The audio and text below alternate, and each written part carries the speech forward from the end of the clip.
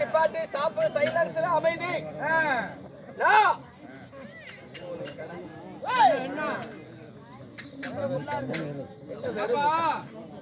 எனக்கே திருமுள்ளேன்னா இப்படி அவங்களுக்கெல்லாம் வேணும் இல்ல.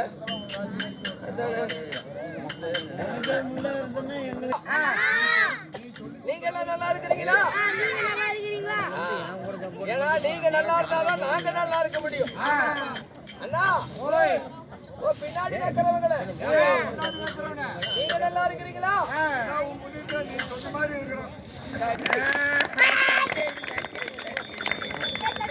எல்லாம் எல்லாம் சாணி தட்டுற மாதிரி நல்லா நீங்க சுறுசுறுப்பா தட்டாலும் எங்களுக்கு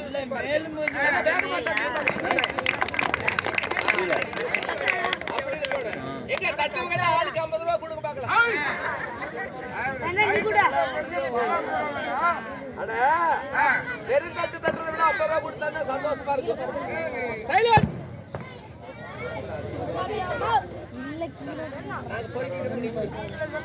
அதனால நமக்கு காசு பெருசல்ல, மக்களுடைய அமைதி சந்தோஷம் தான் பெருசு.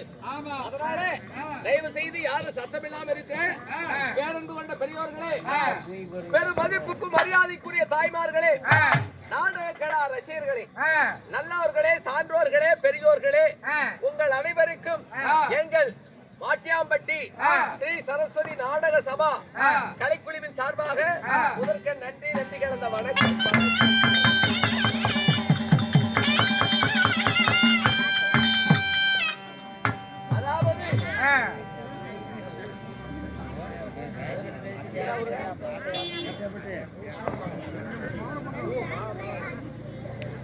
அதாவது இன்று சேலம் மாவட்டம் ஓமலூர் வட்டம் டி மாரமங்கலம் அருள்மிகு ஸ்ரீ சாமுண்டீஸ்வரி அம்மனுடைய ஆலய மாசி திருவிழாவை முன்னிட்டு இன்று அநேகமான பொருட்கள் எல்லாம் செலவு செய்து கூத்தாடிகள் எல்லாம் உசுரோட கூப்பிட்டு ஊரில் இருந்து கூப்பிட்டு வந்து அருமையான சாப்பாடு நல்ல ஏற்பாடு செய்து நல்ல விதமான சம்பளத்தை கொடுத்து நமக்கு இந்த நாடகத்தை ஏற்பாடு செய்த இக்கோயிலை சேர்ந்த நிர்வாகிகளுக்கும் ஊர் முக்கியஸ்தர்களுக்கும் பெரியோர்களுக்கும் தாய்மார்களுக்கும் கூத்து பார்க்க வந்தவங்களுக்கும் இங்கே 1 மணி நேரத்திலே குப்பரப்படுத்து தூங்குறவங்களுக்கு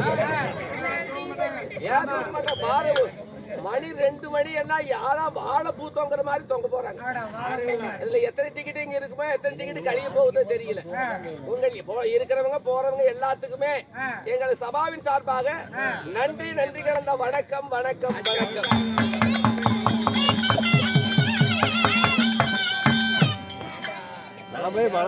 அது மட்டுமல்ல, இன்னும் எங்களுக்காக எங்களுடைய நாடகத்தை தமிழகம் எங்கும் ஒளிபரப்பு செய்து இந்த தெருக்கூத்தை அழியாமல் இருக்க வேண்டும், அனைவரும் பார்த்து ரசிக்க வேண்டும் என்பதற்காக இன்னும் மரியாதைக்குரிய திரு செல்வம் வெள்ளாளப்பட்டியை சேர்ந்த சேலத்தை அருகிலே உள்ள வெள்ளாளப்பட்டியை சேர்ந்த மரியாதைக்குரிய செல்வம் யூடியூப் சேனல் அன்னார் அவர்களுக்கும் எங்கள் கலைக்குழுவின் சார்பாக நன்றி நன்றி கலந்த வணக்கம். பாருங்க, விடிய வரைக்கும் யூடியூப் எடுக்கிறாரு. நீங்க எங்க நாடகத்தை பார்க்கணும் இல்ல மத்தவங்க நாடகத்தை பார்க்கலாம்னா கூட செல்வம் யூடியூப் சேனல் அப்படின்னு போட்டு பாருங்க. எங்க நாடகங்கள் வரும். உங்களுக்கு நல்ல கருத்துள்ள நாடகங்கள் எல்லாம் அவர் எடுத்து காமிச்சிட்டு இருக்கிறார். ஏன்னா இப்பெல்லாம் தெருக்கூத்து அழிஞ்சு வருது. அந்த அழியக்கூடாது என்பதற்காக உண்மையிலே எங்கள் மரியாதைக்குரிய திரு ஐயா செல்வமையா அவர்களுக்கு எங்கள் கலைக்குழுவின் சார்பாக மனமார்ந்த நன்றி நன்றி கலந்த வணக்கம் வணக்கம்.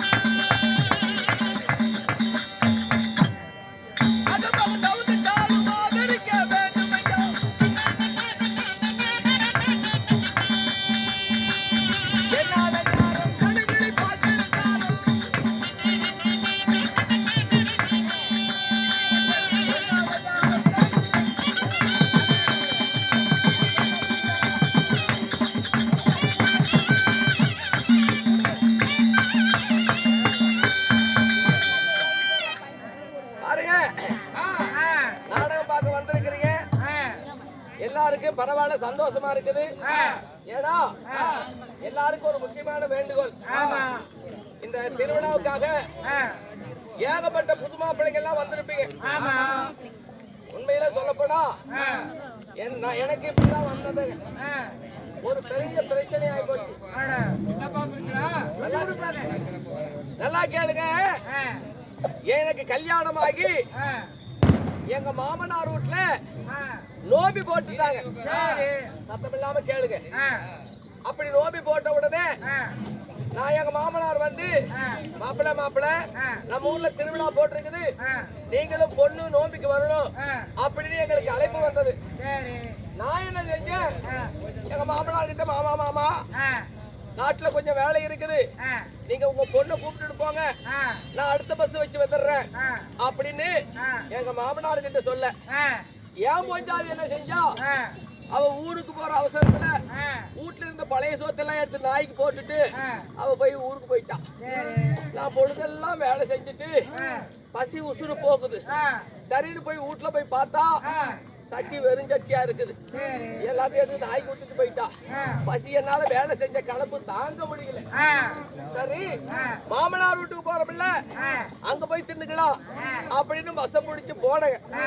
நல்லா பாருங்க, பஸ் விட்டு இறங்கின எங்க மாமா கையெடுத்தாரு.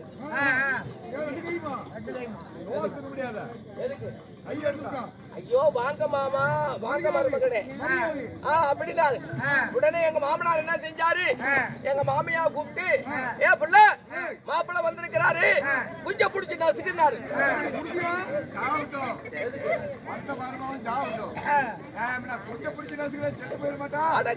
கோழி குஞ்சுனா கோழி குஞ்சு வச்சு நல்லா ரசம் ஊத்துற வை,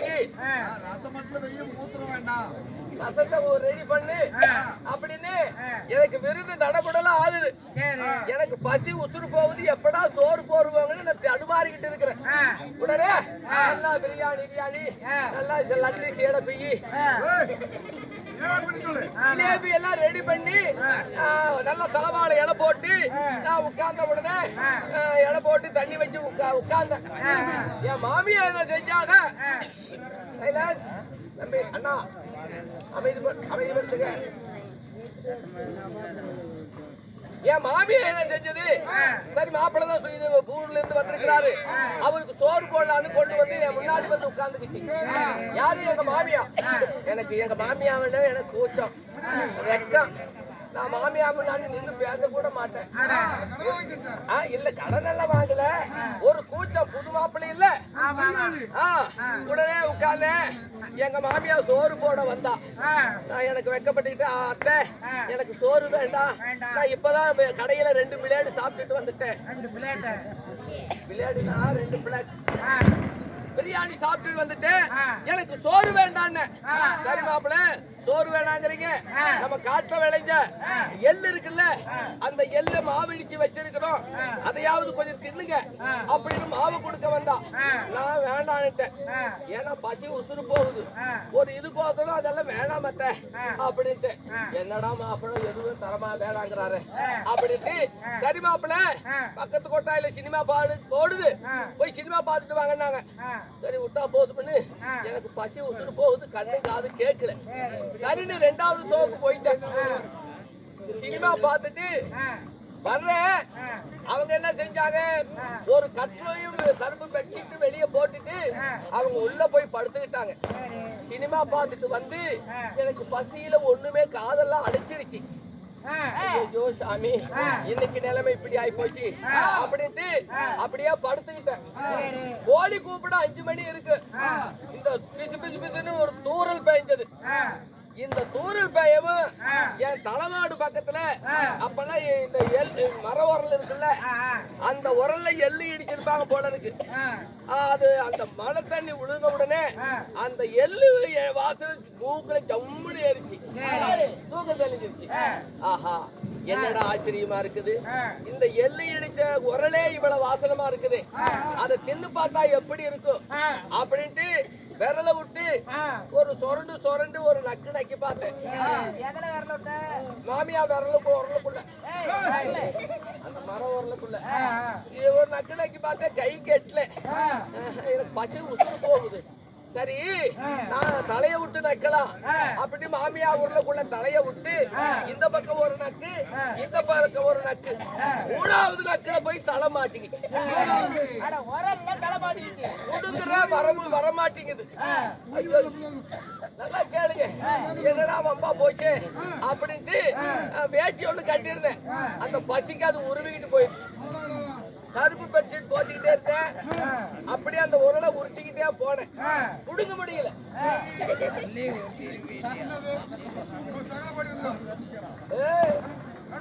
ஏய் சகல டவுசர் இல்லாம ஜட்ஜி போட்டுக்கிடுவான். அப்புறங்க அப்படியே அந்த உருளை உருட்டிக்கிட்டே போன பாரு. பக்கத்துல எருமை கட்டுதாரு. நான் உருட்டிக்கிட்டு போக அப்பதான் கண்ணு போட்டிருக்கும் போல இருக்கு அந்த எருமை. நான் உருண்டுகிட்டே போன பாரு, அந்த எருமை அவுத்துக்கிட்டு ஓடி போயிடுச்சு. ஆமா, நான் உருட்டிக்கிட்டே என்ன போனேன், அந்த எருமை கட்டி இருந்த இடத்துல போய் இப்படி போய் நின்னுக்கிட்டேன். கோழி கூப்பிட 5 மணி ஆச்சு. எங்க மாமியா நமக்கு தூக்கம் தெளிஞ்சு அடல மாமனா மருமக சோறு சாப்பிடல, அவருக்கு பாலாவது கறந்து குடுக்கலாம் அப்படின்னு ஒரு சொம்பு நிறைய தண்ணி எடுத்துக்கிட்டு ஒரு முக்காளி எடுத்துக்கிட்டு அப்படியே எங்க மாமியா வரலாம். பால் கறக்கலாச்சு. நான் என்ன செஞ்சேன், இப்படி ஆளுக்காடு பாய்ச்சலா புரிஞ்சுக்கிட்டு இருந்தேன். ஆமா, பின்னாடி என் மாமியா முக்காடு போட்டு பின்னாடி உட்கார்ந்து கையில எண்ணெயை தழுவி தண்ணிய ஊத்தி கலார்ல அடிச்சது. பாலு கறக்கிறதுக்கு முன்னாடி தண்ணி அடிப்பாங்க போல இருக்கு. கலார்ல அடிச்சது. மார்கழி மாசத்துக்கு விசு விசுன்னு ஏறிச்சு. ஆனா நான் மூச்சு விடல. ஏன்னா மூச்சுட்ட மானம் போயிருவேன். அப்படியே பேசாம நின்னுகிட்டு இருந்தேன். எங்க மாமியா சண்டால பார்த்து பேசாம இருக்க வேண்டியதானே. ஏழு கையில எண்ணெயை தடவி சரி பாலு கறக்கலான்ட்டு லவுக்குன்னு கைய விட்டது. விட்ட உடனே எங்க மாமியாவுக்கு மயக்கம் வந்துருச்சு. ஐயோ மாரியம்மா காளியம்மா, நேத்திய எறும்புக்கு 4 காம்பு இருந்தது, இன்னைக்கு ஒரே ஒரு காம்பு தானே இருக்குது. பாலா போல 3 காம்பை காணாம அப்படின்ட்டு அந்த ஒரு காம்பையும் விடல. சர்ரு சர்ருன்னு நல்லா தண்ணி குடிச்சதுக்கு ஒண்ணு குட்டு வச்சுட்டேன். நான் அன்னைக்குல இருந்து மாமியா வீட்டுக்கு போறதில்லை. நான் ஏன் இந்த கதையை சொல்றேன்னா, நம்ம நோபிக்கு நிறைய புது மாப்பிள்ளைங்க வந்திருப்பாங்க. வந்து இருந்தா எல்லாரும் வாங்கி கொடுக்கறது வாங்கி தின்னுருங்க சாமி. அப்புறம் கடைசியில ஏன் கஷ்டம் ஆயிட போகுது. அதனால நான் ஒருத்தரே பேசிட்டு இருக்கிறேன். யாரோ ஒருத்தர் வர்றாரு, யாருன்னு பார்க்கலாம்.